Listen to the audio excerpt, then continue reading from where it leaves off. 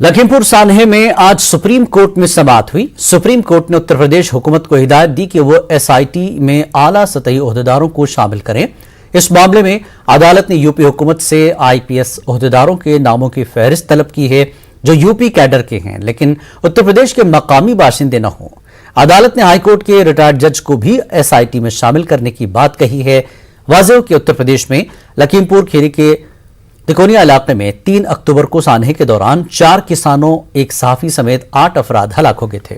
जिला बहराइच के नानपारा के रहने वाले जगजीत सिंह की तहरीर पर 20 नामालूम अफराद के खिलाफ मुकदमा दर्ज किया गया था, जिनमें मरकजी वजीर ममलिकत के बेटे आशीष मिश्रा भी शामिल हैं। इस मामले में 13 मुलजिम जेल में हैं।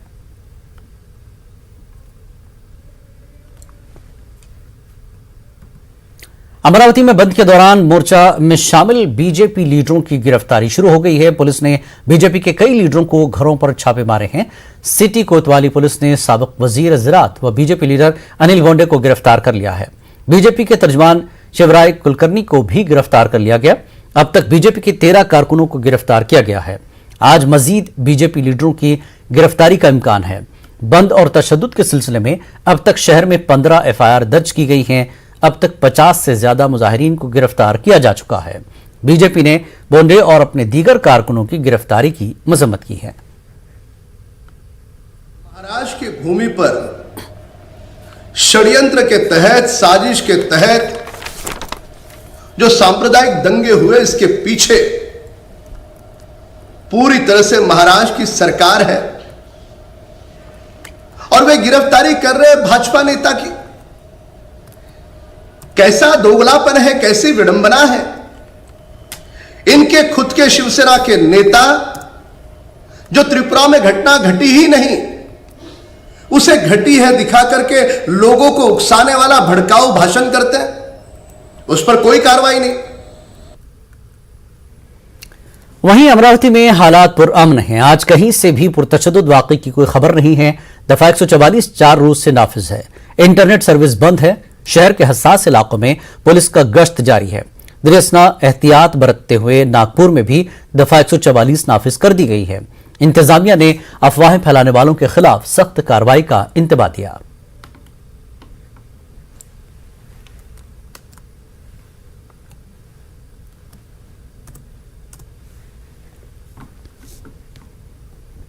मालेगांव शहर में जुमे के दिन ऑल इंडिया सुन्नी जमीयत उलमा और रजा एकेडमी की जानिब से त्रिपुरा तशद्दुद के खिलाफ बंद मनाया गया था।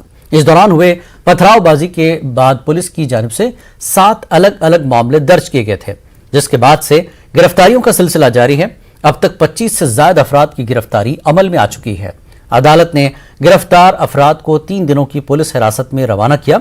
जिला एसपी सचिन पाटिल का कहना है कि सीसीटीवी कैमरे और पुलिस के जरिए की गई शूटिंग की मदद से गिरफ्तारियां की जा रही हैं। दूसरी जानिब जिनकी गिरफ्तारी अमल में आई है, उनके वकला का कहना है कि ये बेजा गिरफ्तारी है और उन पर आयद करदा दफात का इस वाक़े से कोई ताल्लुक नहीं है। इसमें अब तक हमने 22 लोगों को अरेस्ट करके माननीय कोर्ट के सामने पेश किया है। इसके तहत और 5 लोगों से अभी फ़िलहाल पूछताछ चल रही है। इसमें जो भी पुलिस को एविडेंसेस मिले हैं, जिसमें अहम था सीसीटीवी फुटेज कवरेज है, उसके साथ जो वहाँ पे कैमरे अलग अलग थे, उसमें जो दिख रहे थे, जो इंसिडेंट्स दिख रहे, उसके आधार पे जिन लोगों ने पत्थरबाजी की, जिन लोगों ने नारे लगाए, उसी के साथ जिन्होंने लोगों को उकसा के ये एंटी सोशल एक्टिविटीज़ करवाई हैं, उनके ऊपर फ़िलहाल पुलिस कार्रवाई कर रही है। इसमें ऑर्गेनाइजर्स जो है उनका भी लीगलिटी जो है, क्योंकि ये रैली जो थी उसके लिए परमिशन नहीं थी। अब जो मालेगांव में वाक़या हुआ रोड के ऊपर, पुलिस ने अलग अलग क्राइम्स रजिस्टर किए। उसमें आज 22 आदमियों को अरेस्ट करके लेके आए थे, जिनके ऊपर दफ़ा 307 पुलिस को मारपीट की, 353 फसादात के सेक्शन, सरकारी माल मत्ते को नुकसान किए थे, तमाम सेक्शन को लेकर। यहाँ पर मैक्सिमम मुस्लिम अफराद रहते हैं। मुस्लिम कम्युनिटी प्रोजेक्टेड सिटी है, इसलिए इन्हें बदनाम करने के लिए ये high profile office register. Jawaharlal Nehru university में एक बार फिर एबीवीपी और आयसा तलबा तंजीम के धड़ों के दरमियान तसादम हुआ। एबीवीपी ने इल्जाम लगाया कि जब वो यूनिवर्सिटी में मीटिंग कर रहे थे तो आयसा से ताल्लुक रखने वाले तलबा ने आकर उनके साथ मारपीट की। इल्जाम है कि कई तलबा जख्मी हुए, जिसके बाद जख्मी तलबा का एम्स में इलाज किया गया। मामला 14 नवंबर की रात तकरीबन 10 बजे का है। इस मामले में दिल्ली के वसंत कुंज पुलिस स्टेशन की जानिब से शिकायत दी गई है। पुलिस का कहना है कि मामले की जांच की जा रही है, अभी एफआईआर दर्ज नहीं की गई है। अखिल भारतीय विद्यार्थी परिषद का जो रूटीन बैठक होता है संडे को, वो चल रहा था स्टूडेंट एक्टिविटी सेंटर पे। और लोग 9:45 के करीब आए, लेफ्ट के लोग थे और बोले कि तुमने का बैठक कैसे करो, हमसे अनुमति क्यों नहीं ली। हमने बोला कि ऑलरेडी हमने जिसे अनुमति लेना था ले लिया था। बोले कि उसके बाद वो लोग नारेबाजी की, उसके बाद में जो लोग करते हैं शुरू से वो की। उसके बाद से अचानक हम लोगों पर टारगेट करके हमला कर दिया और हमें बुरी तरह चोट आई। हम और हमारे 2, 3, 4, 7, 8, 10 लोग और हैं। महिलाओं को भी मारा गया, बड़ी बेरहमी से लोग मारते हैं। वो तो मेरी किस्मत अच्छी थी कि हमें बच गया, तो हमको जान से मारने की टारगेट थी। कल हम लोगों की एक साप्ताहिक meeting JNU student activity centre जो यहाँ का है उसमें हम लोग आयोजित किए थे। हम लोग अपनी मीटिंग प्रारंभ कर दिए थे। लेफ्ट के लोग आईसा एसएफआई डीएसएफ के लोग आते हैं, वो बाहर से घुसते हैं, ढपली नारा लगाते हुए एबीपी मुर्दाबाद, आरएसएस मुर्दाबाद, एबीपी कबर खुदेगी, जेएनयू की धरती पे, इस तरह के नारे लगाते हुए तो हम लोग मीटिंग करते रहते हैं। हम लोग रिक्वेस्ट करते हैं, आप बोलते हैं कि हमारा रूम है, हमारे काउंसलर हैं, हमारा प्रेसिडेंट है, हम इस यूनियन में हैं, तो आप इस रूम में मीटिंग नहीं कर सकते, यहाँ पे मीटिंग नहीं कर सकते हैं। हम लोग रिक्वेस्ट करते हैं, 1 घंटे की मीटिंग है, हमारा 12 काउंसलर उसी यूनियन में, 12 काउंसलर इलेक्टेड है हमारे भी, हम उनके बेसिस पे रूम में बैठे हैं और हमको 1 घंटे की मीटिंग करनी थी। आप उसके बाद जो भी उस रूम में जितना भी मीटिंग करना आप कर सकते हैं, लेकिन वो मानते नहीं, गाली गलौज करते हैं। कल वहाँ पे बैठकर जो लोग कुछ डिस्कशन करना चाहते हैं उनको डिस्कशन करने नहीं दिया। और जब वो लोग पहुंचे वहाँ पर तो देखते हैं कि एबीपी के पहले से लोग गुंडागर्दी वहाँ पे कर रहे हैं। और जब वो लोग गए कि भाई हमारा पहले से बुकिंग था, साथ ही आप लोग चले जाइए, तो उनको अब्यूज करने लगे, जिसमें कुछ महिलाएं भी थी। उन लोगों को गाली देने लगा, मोलिस्टेट किए, ये लोग ने हरास करना शुरू कर दिया। और ये सारी घटना जेएनयू के जो सिक्योरिटी हैं लोग, साइक्लोप्स गार्ड, उन लोग के सामने हो रही थी और लोग बस खड़े होकर तमाशाबीन थे। दिल्ली एनसीआर आलूदगी मामले पर सुप्रीम कोर्ट में समाअत हुई। सुप्रीम कोर्ट ने दिल्ली हुकूमत की सरजनिश करते हुए कहा कि सिर्फ इश्तिहार के लिए रकूम जमा किए जा रहे हैं। सीजीआई ने अपने हुक्म में कहा कि हलफनामे के मुताबिक फजाई आलूदगी की अहम वजह धूल, ट्रांसपोर्ट और फैक्ट्री वगैरह है। दिल्ली हुकूमत ने सुप्रीम कोर्ट में हलफनामा दाखिल किया। दिल्ली हुकूमत ने कोर्ट में कहा कि लॉकडाउन लगाने के लिए वो तैयार है, जब एनसीआर में लॉकडाउन लगेगा तभी ये कारगर होगा। वहीं सीजीआई ने यह भी कहा कि वो मरकजी हुकूमत को कल हंगामी मीटिंग बुलाए। दिल्ली एनसीआर में प्रदूषण के मामले पर सुप्रीम कोर्ट में अहम सुनवाई हुई। मामले की सुनवाई के दौरान सुप्रीम कोर्ट ने केंद्र सरकार, दिल्ली सरकार से तीखे सवाल किए। बहरहाल मामले की सुनवाई के दौरान दिल्ली सरकार और केंद्र सरकार ने सुप्रीम कोर्ट में प्रदूषण को रोकने के लिए अपने जो कदम उठाए हैं उसकी जानकारी दी, लेकिन सुप्रीम कोर्ट ने नाराजगी जाहिर करते हुए यह कहा कि ये तमाम जवाब जो हैं वो कागजों पर हैं। जमीनी हकीकत प्रदूषण को रोकने के लिए सरकारों के द्वारा क्या उठाया गया है वो बताएं। हालांकि दिल्ली सरकार की तरफ से सुप्रीम कोर्ट में यह जानकारी दी गई कि डस्ट एक बड़ी वजह है, हालांकि उसको रोकने के लिए सड़कों पर मशीनें चलाई जा रही हैं। इस पर सुप्रीम कोर्ट नाराज हुआ। सुप्रीम कोर्ट ने दिल्ली सरकार से सीधे सवाल किया कि क्या 69 मशीनें जो दिल्ली में चल रही हैं उससे प्रदूषण दिल्ली में रुकेगा। बहरहाल सुप्रीम कोर्ट में दिल्ली सरकार की तरफ से लॉकडाउन लगाने की भी बात कही गई, लेकिन सुप्रीम कोर्ट ने कहा कि दिल्ली सरकार और केंद्र सरकार के द्वारा जो कदम उठाया जाना चाहिए वो फिलहाल नहीं उठाया गया है। हालांकि सुप्रीम कोर्ट ने दिल्ली सरकार को दो टूक यहां तक की भी कहा कि दिल्ली सरकार रेवेन्यू और एड पर जो पैसे कमा रही है, क्या अब उसकी जरूरत है कि हम ऑडिट करने का उसे आदेश दें।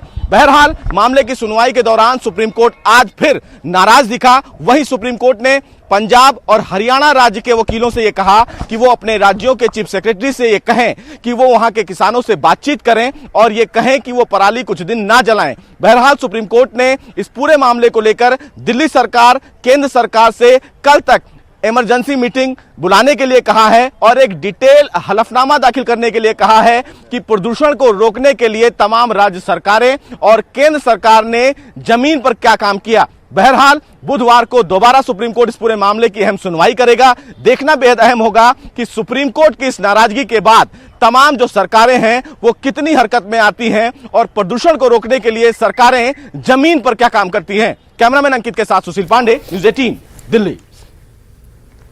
दिल्ली के वजीर माहौलियात गोपाल राय ने फजाई आलूदगी के मामले में अपनी हुकूमत का दिफा किया।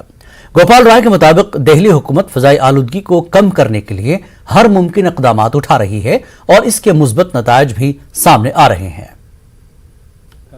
नहीं, देखिए, दिल्ली के अंदर जो प्रदूषण की समस्या दिवाली के बाद बढ़ी है, पिछले 10 दिनों से प्रदूषण की स्थिति में काफ़ी परिवर्तन हुआ है और इसलिए दिल्ली सरकार अपने स्तर पे जो प्रयास है वो कर रही है और उसको लेकर के जैसे अभी आज से दिल्ली के अंदर सभी स्कूल, कॉलेज, संस्थान बंद कर दिए गए हैं।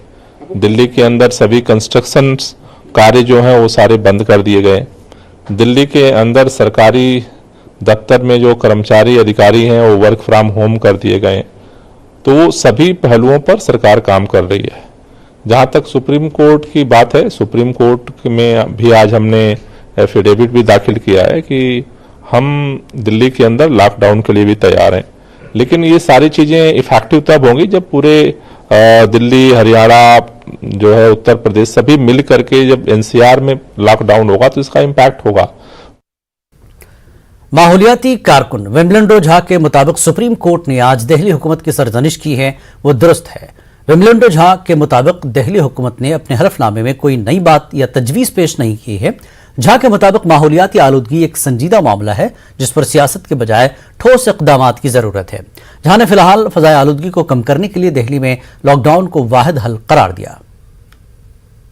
आज एक बहुत ही एक साहसपूर्ण तरीके से और बहुत निर्णायक तरीके से सुप्रीम कोर्ट ने कहा है और फटकार लगाई है दिल्ली सरकार को कि हम स्टबल बर्निंग के पीछे छिपने की आवश्यकता हमें नहीं है। जो मुख्य मुद्दे हैं वायु प्रदूषण के, जो सुप्रीम कोर्ट ने आज अपने हियरिंग में भी कहा है कि मुख्य मुद्दे दिल्ली के प्रदूषण के या दिल्ली के आसपास के एरियाज के प्रदूषण के, दिल्ली एनसीआर के प्रदूषण के जो हैं वो वेहिकुलर पोल्यूशन है, जो वाहनों से जो प्रदूषण आता है, कंस्ट्रक्शन डिमोलिशन जो एक्टिविटीज चल रहे हैं या रोड साइड डस्ट है उससे आता है, इंडस्ट्रीज हैं, वेस्ट बर्निंग है। ये सारे जो मुद्दे हैं जो कि लोकल डोमेस्टिक इश्यूज हैं, जब तक हम इनके ऊपर काम नहीं करेंगे, और आज जो है सुप्रीम कोर्ट में हमने देखा कि बार बार सुप्रीम कोर्ट के पूछने के बावजूद, सैटरडे को जब शनिवार को जब सुप्रीम कोर्ट ने पूछा था उनसे, उसके बावजूद आज के एफिडेविट में दिल्ली सरकार ने फिर से वही गाना, वही स्टबल बर्निंग के बारे में चर्चा की, जो कि एक बहुत ही एक दुर्भाग्यपूर्ण स्थिति है कि हम एक एक्सट्रीम पब्लिक हेल्थ क्राइसिस में हैं और मेन जो मुद्दा है उससे हम पूरे के पूरे देश को, पूरे की पूरी दिल्ली को भटकाने की कोशिश कर रहे हैं। गवर्नमेंट की जो कहना था कि लॉकडाउन के लिए वो तैयार है, लॉकडाउन हमें लगाना पड़ेगा क्योंकि वही एक उपाय बचा है इस इमरजेंसी मेजर में।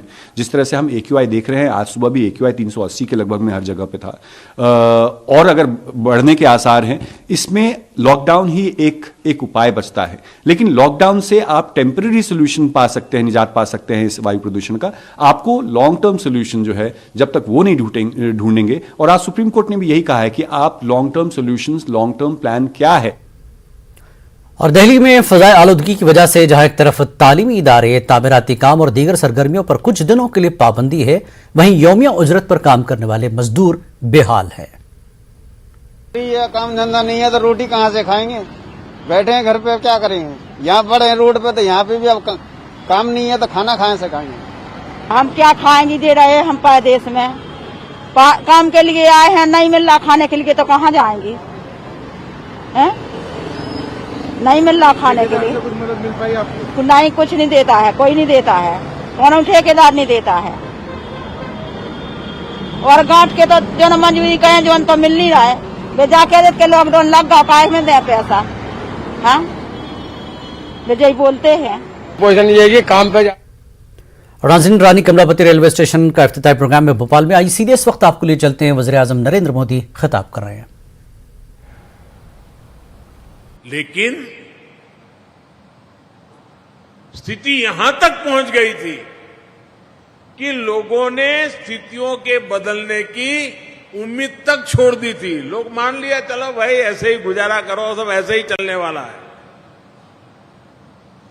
लेकिन जब देश ईमानदारी से संकल्पों की सिद्धि के लिए जुड़ता है तो सुधार आता ही आता है, परिवर्तन होता ही होता है। ये हम बीते सालों से निरंतर देख रहे हैं। साथियों, देश के सामान्य मानवी को आधुनिक अनुभव देने का जो बीड़ा हमने उठाया है, इसके लिए जो परिश्रम दिन रात किया जा रहा है, उसके परिणाम अब दिखाई देने लगे हैं। कुछ महीने पहले गुजरात में गांधीनगर रेलवे स्टेशन का नया अवतार देश और दुनिया ने देखा था। आज मध्य प्रदेश में भोपाल में रानी कमलापति रेलवे स्टेशन के रूप में देश का पहला ISO सर्टिफाइड, देश का पहला PPP मॉडल आधारित रेलवे स्टेशन देश को समर्पित किया गया है। जो सुविधाएं कभी एयरपोर्ट में मिला करती थी, वो आज रेलवे स्टेशन में मिल रही है। आधुनिक टॉयलेट, बेहतरीन खाना पीना, shopping complex, hotel, museum, gaming zone, hospital, mall, smart parking, ऐसी हर सुविधा यहां विकसित की जा रही है। इसमें भारतीय रेलवे का पहला सेंट्रल एयर कॉन्कोर्स बनाया गया है। इस कॉन्कोर्स में सैकड़ों यात्री एक साथ बैठकर ट्रेन का इंतजार कर सकते हैं, और खास बात यह भी है कि सारे प्लेटफॉर्म इस कॉन्कोर्स से जुड़े हुए हैं। तो आप देख रहे थे रास्त ये तकरीर वज़ीर आज़म की रानी कमलापति रेलवे स्टेशन के इफ्तिताह के मौके पर। आइए सीधे इस वक्त ले चलते हैं आपको नवाब मलिक की प्रेस कॉन्फ्रेंस में। नमस्क्रे नाम का इसका ब्रांड था, और जो क्रूज ड्रग केस में जो सीजर हुआ है, उसमें नमस्क्रे ब्रांड का पेपर भी सीज किया गया। फिर मेरा सवाल है कि काशिफ खान को क्यों आज तक नहीं पकड़ा गया? काशिफ खान ये गोवा में है। पूरी दुनिया जानती है कि ड्रग का सबसे बड़ा अड्डा, ड्रग टूरिज्म ये गोवा में ही चलता है। रशियन माफिया वहां पे ड्रग का धंधा करते हैं, और वानखेड़े की सारी उगाही काशिफ खान करता है। फिर सवाल है कि काशिफ खान को क्यों नहीं बुलाया जा रहा है, उसकी गिरफ्तारी क्यों नहीं हो रही है? पहले मैंने कहा था कि ये पूरी तरह से अंतर्राष्ट्रीय माफिया है, फैशन टीवी का हेड बना हुआ है। ये इसके पहले इस्पा चलाता था, लोगों को धोखाधड़ी करके इसके ऊपर कई मुकदमे देश में दर्ज है, और ये व्यक्ति दिल्ली हाई कोर्ट से भगोड़ा घोषित करने का इसको काम किया गया। जो इतना बड़ा फ्रॉड है, जिसका ब्रांड इस क्रूज केस के अंदर, उसका पेपर जब्ती के अंदर, सीजर के अंदर है, वानखेड़े इसे क्यों बचा रहा है? क्योंकि वानखेड़े का ये प्राइवेट आर्मी का मेंबर है, गोवा में बैठा हुआ है। जोनल ऑफिस गोवा और मुंबई की है, गोवा में रेड होती नहीं। रशियन माफिया पूरा ड्रग का रैकेट गोवा में चला रहा है, और गोवा की वसूली करने का काम काशिफ खान करता है, और वानखेड़े उसे बचाने का काम कर रहा है। सैम डिसोजा जैसे लोगों को आगे लाकर छवि सुधारने का काम किया जा रहा है। और हम तो कहते हैं कि हम जो सवाल उठा रहे हैं कि 26 फर्जी मामले हैं, उसकी जांच हो। पहले कहा गया कि 6 मामले हैं, 3 मामले ड्रॉप कर दिए गए। वज़ीर आज़म नरेंद्र मोदी ने मुजाहिद आज़ादी व कबायली लीडर बिरसा मुंडा की यौम पैदाइश के मौके पर उन्हें खराज पेश किया। पार्लियामेंट हाउस में यह प्रोग्राम मुनक्किद किया गया। लोकसभा स्पीकर ओम बिरला, राज्यसभा के डिप्टी चेयरमैन हरिवंश व दीगर लीडरों ने मुजाहिद आज़ादी बिरसा मुंडा को गुलहाए अक़ीदत पेश करते हुए खराज पेश किया। वज़ीर-ए-आज़म नरेंद्र मोदी ने आदिवासियों को इस मुल्क का हीरो करार दिया। उन्होंने कहा कि आदिवासियों ने मुल्क की तरक्की में अहम किरदार अदा किया है। नरेंद्र मोदी ने भोपाल में एक प्रोग्राम को खिताब करते हुए ये बात कही। आदिवासी और ग्रामीण समाज में काम करने वाले ये देश के असली हीरो है, असली हीरो है। यही तो हमारे डायमंड है, यही तो हमारे हीरे हैं। भाई और बहनों, जनजातीय समाज में प्रतिभा की कमी कभी कोई कमी नहीं रही है, लेकिन दुर्भाग्य से पहले की सरकारों में आदिवासी समाज को अवसर देने के लिए जो जरूरी राजनीतिक इच्छा शक्ति चाहिए ना, कुछ नहीं था। दुबई इंटरनेशनल क्रिकेट स्टेडियम में ऑस्ट्रेलिया ने न्यूजीलैंड को 8 विकेटों से शिकस्त देकर अपना पहला T20 वर्ल्ड कप जीत लिया है। इस फतह में डेविड वार्नर के 53 और मिचेल मार्श के 77 रन की नाकाबिल शिकस्त इनिंग्स का अहम किरदार था। इसके अलावा हेजलवुड की 3 विकेटें भी नुमाया रहीं। पहले बैटिंग करते हुए न्यूजीलैंड ने ऑस्ट्रेलिया को जीत के लिए 173 रन का हदफ दिया था। न्यूजीलैंड को इब्तिदा में ही सेमीफाइनल के हीरो डैरिल मिचेल की विकेट की सूरत में बड़ा नुकसान उठाना पड़ा था। उन्होंने सिर्फ 11 रन बनाए थे।